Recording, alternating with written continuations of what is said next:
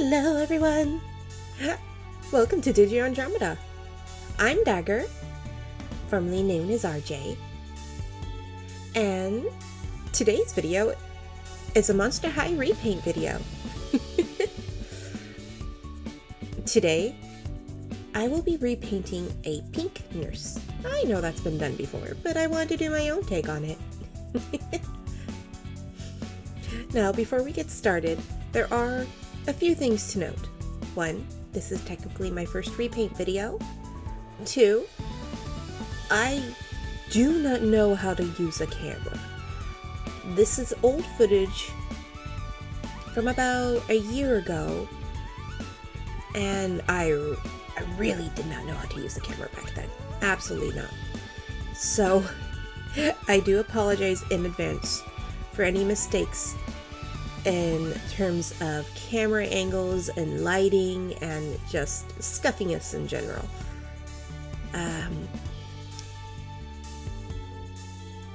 Note number 3 to make is the model you see is temporary.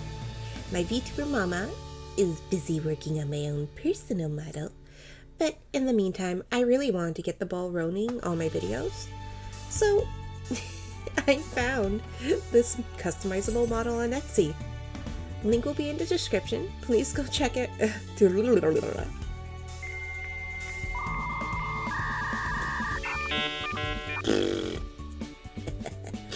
Link will be in the description. Please go check out the please go check out the Etsy shop.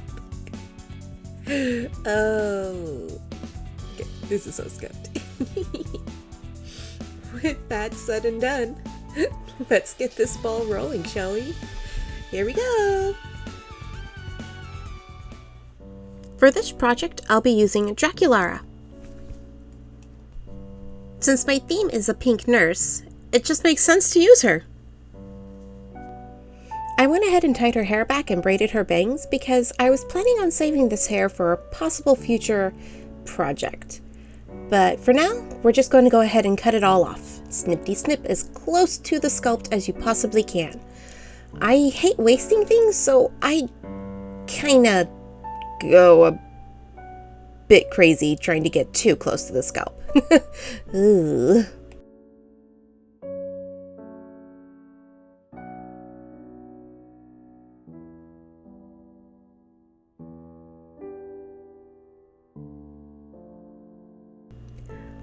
Once the hair is all taken off, it's time to bring in the hot water and decapitate her. I mean that in the nicest way possible. We gotta get all the gunk out of her head. Let the head soak in the boiling water for about a minute or so. Just long enough for the vinyl to soften up. Makes it easier to pop the head off. When you take the doll's head out of the boiling water, make sure you have a towel to help grip it so you don't accidentally burn yourself. Push the water out of the way and push it farther away than I did. This leads to a bit of a problem because I didn't push it far enough away. Oh dear. Thankfully everything turned out okay, but yeah. Move the water to a completely different spot on your desk or a different table entirely.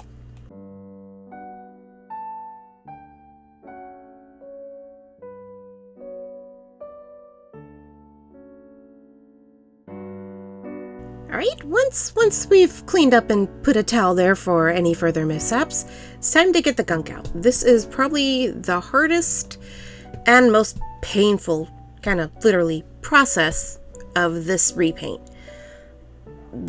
Sometimes there's only a little bit of glue in there, sometimes there's a lot. So just find whatever tool you can to start scraping the inside of that head out. And then find a nice pair of tweezers to just start slowly pulling it out. Sometimes squishing the head helps get it further out easier.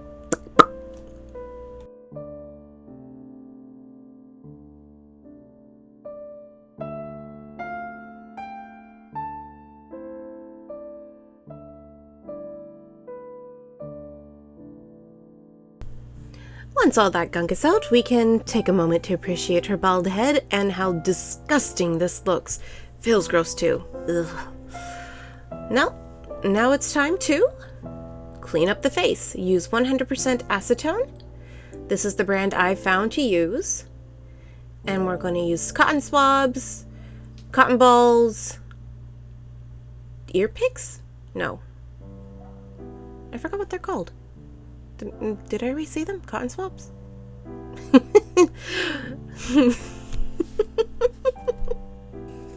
Q-tips, that's what they're called.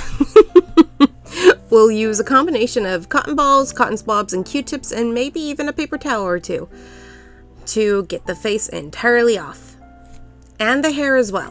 Make sure it's all nice and squeaky clean, and then rinse it in warm, soapy water.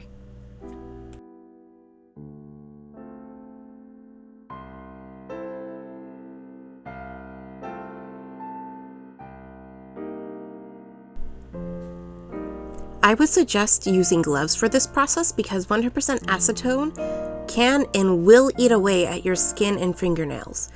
It doesn't particularly hurt, but it gets kind of annoying and very dry and brittle. So definitely wear protection when using 100% acetone. And now we're on to the face up. We'll start the face up with some blushing. I'm using different tones of red and pink here. I'm primarily blushing around the forehead, cheeks, chin, and the eye sockets. I'll blush the nose and lips a little later as well. I do this for a couple layers just to build up the opacity and make sure it stands out nicely. But also keep in mind that MSC can darken the colors quite a bit too.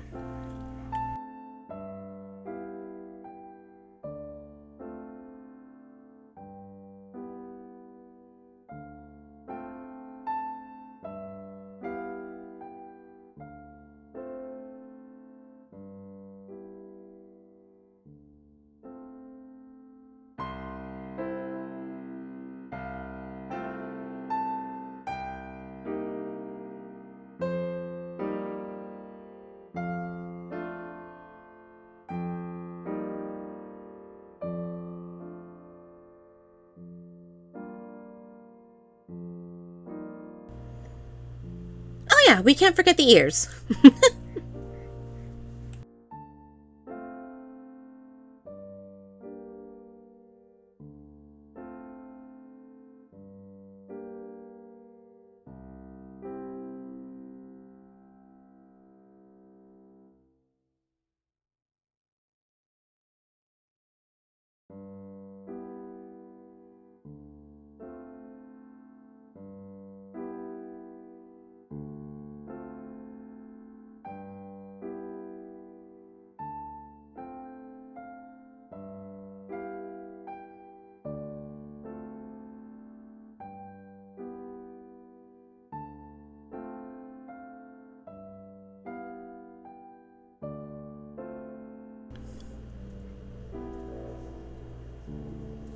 With that, the face up is done and I can move on to the eyes and watercolor pencils.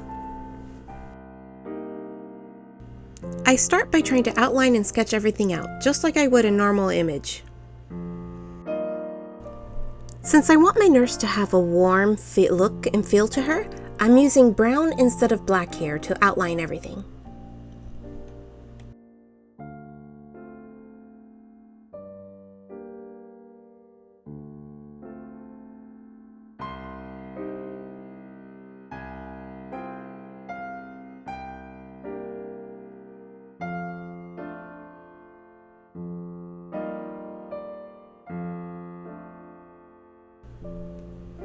I'm using various shades of flesh for the waterline, a light color, a medium, and a dark.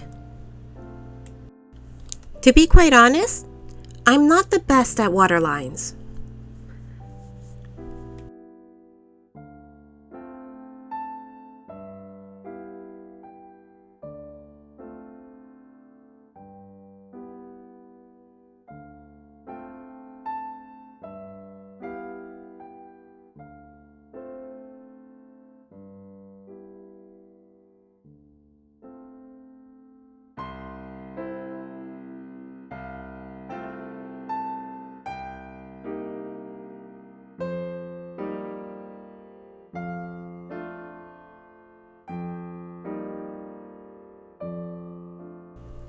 do apologize about the camera coming in and out of focus. I just now noticed that. Nothing I can do about it at this point.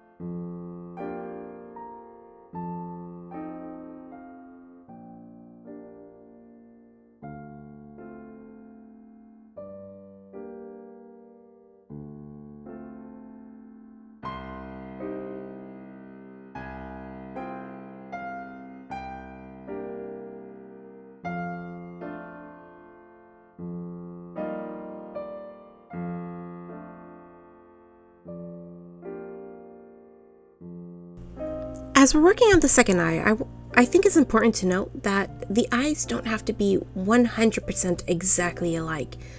The human face isn't perfectly symmetrical the way people think it is. It's very symmetrical, but not perfectly so. So as long as the eyes are close enough, that's good enough. Same can be applied to the eyebrows, especially the eyebrows.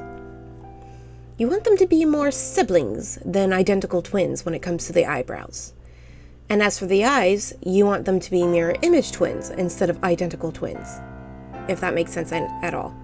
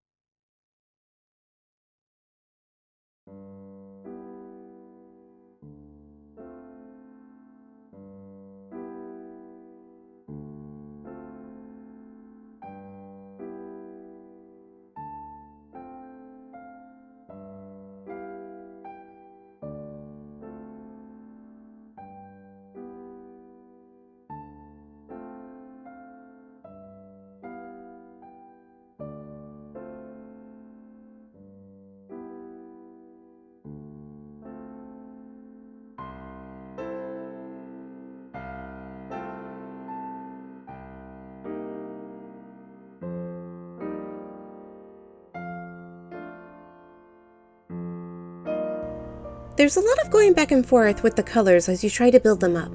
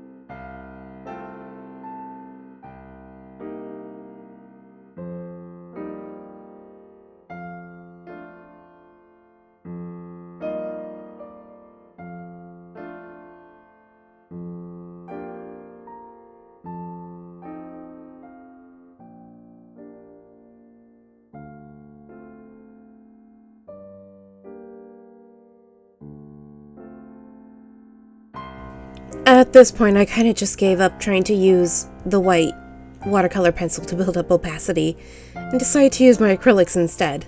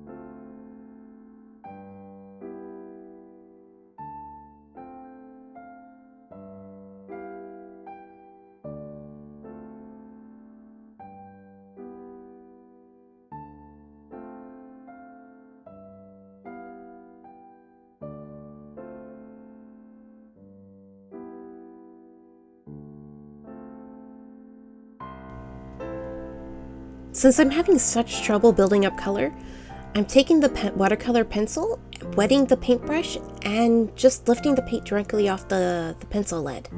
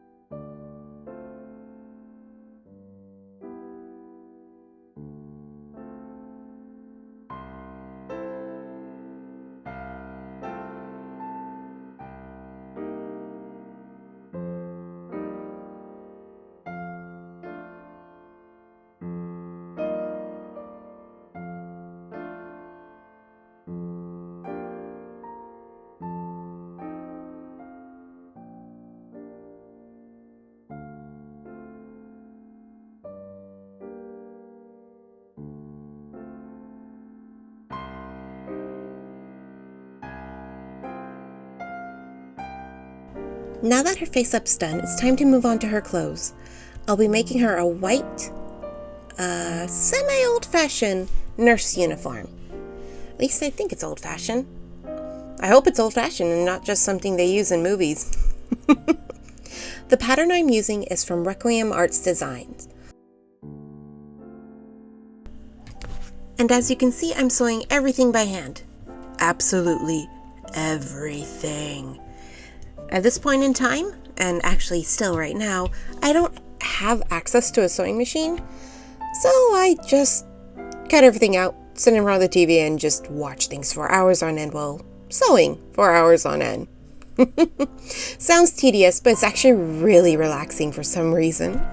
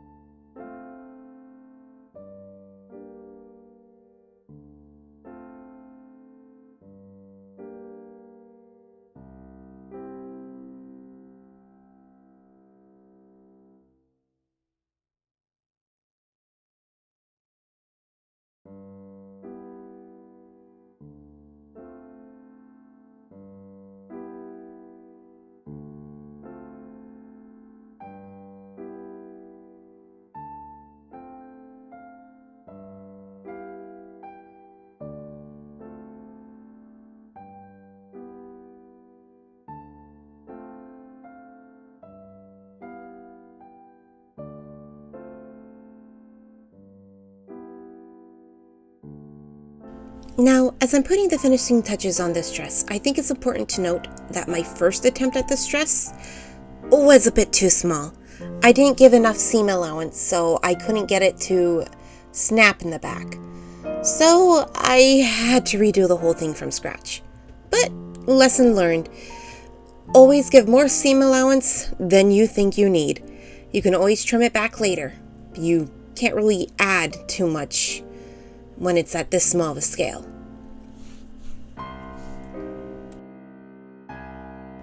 Now that the dress is on her, it's time to put the it's time to put the finishing touches.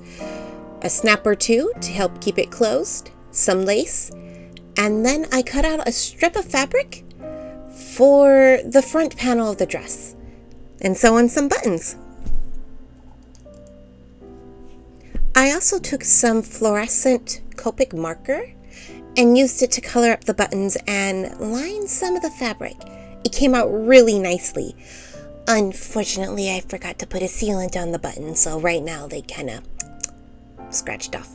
Never fear, I can fix it, which I'll hopefully be able to do when I get around to taking a proper photo shoot of her.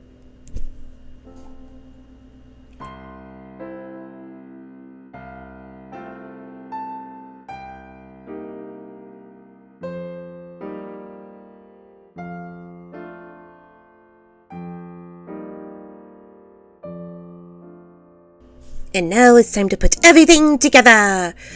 Although I'll take this moment to add, I apparently either forgot to record the making of her wig or accidentally lost them in the past year. But never fear, let us commence and finish her off. Snip, snip, and snap, snap.